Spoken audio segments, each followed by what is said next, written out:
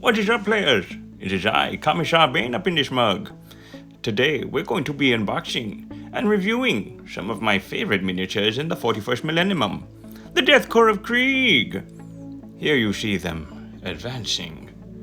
And we will not be unboxing this beautiful set. No, it is, unfortunately, out of stock. They are advancing on the Games Workshop website, but not fast enough because they are not available. You can only get them off of eBay, but if you were to get them off of Games Workshop, you would be paying an $87 price tag. Oh my goodness. And what would that $87 buy you? Well, let me show you in depth exactly what we'll be getting in the bag. But now I'm going to turn it over to Wobosh Tay because we've got to pay some bills. We'll see you after the ad break. Hit it! Thanks, Commissar Bane. Just wanted to remind you guys that I've got my channel subscriptions open for enrollment for as low as $1.99 a month. You can help support Warboss Tay Studios and go up as high as you'd like. Each tier will grant you access to certain benefits and perks. I hope you enjoy them, and let's get on to the rest of the video. That's right, players. Help us pay the bills, and we will keep churning out this quality content. Now, the Death Korps infantry firing, this is different than the one we just looked at. Why is that, Wobosh Tay? Well, Commissar, Forgeworld had developed 3 different sets of infantry squads, 10 models, each doing a different thing. The infantry squad at ease is just standing still, holding their weapons very loosely. Here, we're going to be unboxing the infantry squad firing, and you saw on the Games Workshop website the infantry advancing. For some reason, Games Workshop doesn't have the infantry firing squad available. It only has advancing and at ease, which is why we use that for this video. But this is the one we're going to be actually unboxing, the Death Korps squad firing. And the simplistic instructions here you can see is just one side of a paper that has the models built up already and is just pointing out different areas of the model, which, I mean, you could tell what they were just by looking at it. Backpack, las gun, firing arm, ammo pouch, grenade ammo, and grenade launcher for the specialist weapon. It's ludicrous. Woo! How simple and uninstructive those instructions are. So moving on, we've got 10 25mm round bases. So in case you lose track of your bases or you just chuck them in a box with a bunch of different sizes, the 25mm is the one you want for infantry. If you're going to be doing a command squad, you're bumping it up to 28, but for our purposes today, 25s. Now, this is what every Warhammer hobbyist who decides to go from the very easy to put together, simple, clean plastic sprues to the Forgeworld resin. This is the headaches you're going to be putting up with. I'm going to show you all of the things that you have to consider when putting together these miniatures. The first thing I'd like to do is separate the bodies. Luckily, all of these bodies have the torsos connected to the legs and heads. That's really helpful. And you can tell the quality of the sculpt. This is what everybody wants. The very finely detailed gas masks, the rebreather pouch in the front of the chest, all of the fine details, buttons and studs. This is why people pay premium prices for these miniatures. Now, with all of that good stuff, you do get a lot of flash. In this pack, it seems particular. There is a lot of fine resin flash that I'm going to need to go in with my hobby knife, a very sharp hobby knife, and cleanly cut away and shave down. You can kind of tell where this piece of flash is. There should be a gap in the coat back there. On other pieces, there's just extra thin film of flash, and they can be easily shaved off and scraped away. But you want to be careful that you're not actually shaving off the coat. Like from the front here, it doesn't look too obvious unless you built a bunch of these. If the coat flap is actually intended, or if it's a piece of flash that just got left over from the molding process. So just take a look at every single one. You'll notice that on the arms and the shoulder like brackets, there are numbers, Roman numerals. You might think that this is important. It's not. What's actually important are the letters on the corresponding limbs.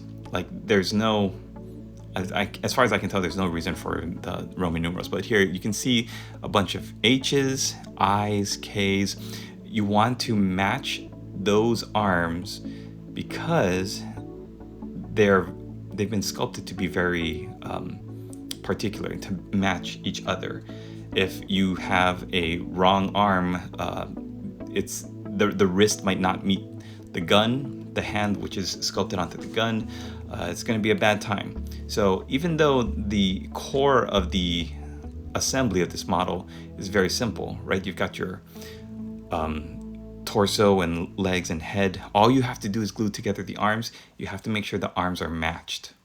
Now that's the most important part. You can't have a model without arms. You need to have the arms on the model. But which arms you put on, this really depends on which weapons you want to equip your troopers with. So have a go, make sure you know what you want to see. Now, when you're cleaning up and inspecting your parts, doing your overall inventory, you're going to notice there might be some bent pieces, especially on the rifle barrels because they're long pieces. The bayonets might be bent a little bit. Here is a like support piece of resin with the entrenching tools, backpacks, ammo pouches, and grenades. So you're going to be clipping each of these little things, organizing them, clipping the ammo pouches and the grenades off if you want. Now, this is totally optional. Here are the shoulder pads or shoulder plates. Those go onto the shoulders and they kind of hide the seam between the torso and the arm. So here's a grenade launcher. There's one hand with holding a stock, so that matches up to that one. A loose backpack, some grenades. I was like, what is this piece? Is this something? I don't think so. Just some flash. Throw it away. So you have this mountain of resin. When you open the Forgeworld bag with the Forgeworld insignia on it, you have a pile of resin that you have to organize, clean, scrub with warm soapy water to get that mold release agent off. You've got this absolute mind-boggling labyrinth of an instruction sheet that tells you nothing, and you're going to be looking at it like, what am I missing? Where's the did they not send me half of these instructions? No, you have to make every decision yourself. They put the power in your hand. They give you pay this great amount of money, this investment to putting these 10 miniatures on the field. And Forgeworld at the time said, okay, go to it. Here's everything you need. Good luck. And it takes a certain kind of hobbyist, a certain kind of mind frame to put yourself in where you're going to say, okay, I know what I got to do. I got to clean all this resin. Then I got to organize, because everything has its place. Do you not want to use all the little ammo packs and little grenades and entrenching tools and bayonets? Okay, you don't have to do that. Are you not going to put those shoulder pads, those shoulder plates on? You're going to not ruin, but you're going to alter the look of your miniatures, because every miniature you see has those shoulder plates. They might not have all the little ammo pouches. They might even be missing their entrenching tools and bayonets, although don't let any Kriegsmen hear you say that they don't value their shovel and bayonet over everything else in their life. But if you are trying to be as simplistic as possible, or if you're going to go the full 9 yards and really get your guys dressed up to the T's, have everything where it's supposed to be, that's the kind of obsessive, detail-oriented mind frame that you need to be to put a Death Korps of Krieg army on the table. And if you do that, if you want to take on that challenge, if you want to say, okay, Games Workshop's regular Warhammer 40k stuff, Warhammer Fantasy, color-coded instructions, sprues with all of the pieces numbered and everything fitting perfectly, I don't want that. I want to take on this challenge. There is no greater feeling than showing up to the table with a horde army list of Astra Militarum. That means that most of your guys are going to die and be removed off the table in the first couple of rounds. And then just putting bodies on the table of these fully painted Death Korps of Krieg miniatures with transfers and basing and everything done up. There's no greater feeling. It's like the greatest feeling in the world. It's like such a rush especially if your opponent doesn't know you and he sees your miniatures come out and they look gorgeous and he's just blown away. It's there's no feeling like it. And that's why I love this hobby.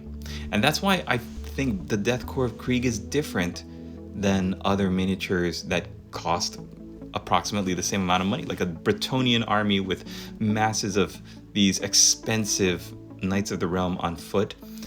Seeing that on the table, I might just say, wow, that guy's got a lot of money. But seeing somebody put down hordes of Death Korps of Krieg, that makes me say this person has my respect. This person has invested a lot of time and money and effort into some beautiful, overpriced treasure.